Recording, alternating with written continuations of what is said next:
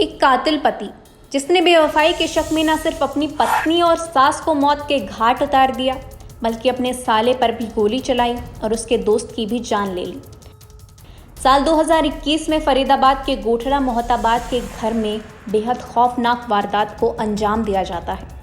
नीरज नाम के एक शख्स की पत्नी और बेटा मायके गए थे। दरअसल नीरज का अपनी पत्नी आयशा से तलाक हो चुका था। नीरज अपने बेटे को फ़ोन करके उससे मिलने की बात कहता है, फिर अपने दोस्त लेखराज के साथ अपने बेटे से मिलने पहुंच जाता है। मगर मंसूबा सिर्फ बेटे से मिलने का नहीं था।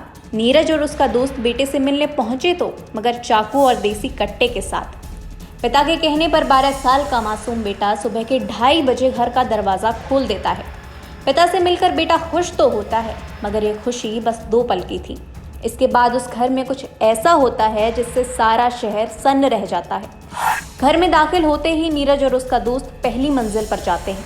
फिर नीरज के 12 साल के बेटे को गोलियां चलने की आवाज़ें आती हैं, जिसे सुनकर मासूम सकते में आ जाता है। वो तुरंत एक कमरे में जाकर छिप जाता है।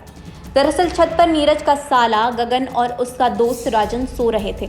उन्हें देखते ही दोनों आरोपियों ने उन दोनों पर गोलियों की बौछार करनी शुरू कर दी।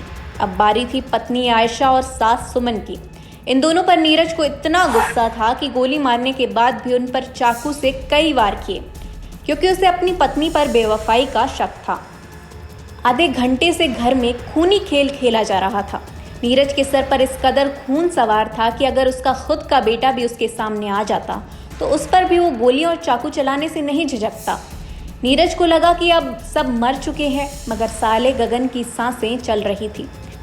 इस हत्याकांड से गगन तो बच जाता है, लेकिन आयशा, सुमन और राजन अपनी जान गंवा चुके थे। नीरज को सिर्फ पत्नी पर शक होने के साथ साथ उसका अपने साले गगन से 10 लाख रुपए का लेन देन था, जिसका हिसाब बराबर उसने 3 लोगों की जान लेकर किया। दोनों आरोपियों को हत्या के लिए धारा 302, अटेम्प्ट टू मर्डर के लिए धारा 307 और धारा 34 कॉमन इंटेंशन के तहत अरेस्ट कर लिया गया। फिलहाल दोनों आरोपी सलाखों के पीछे हैं। ब्यूरो रिपोर्ट, क्राइम तक।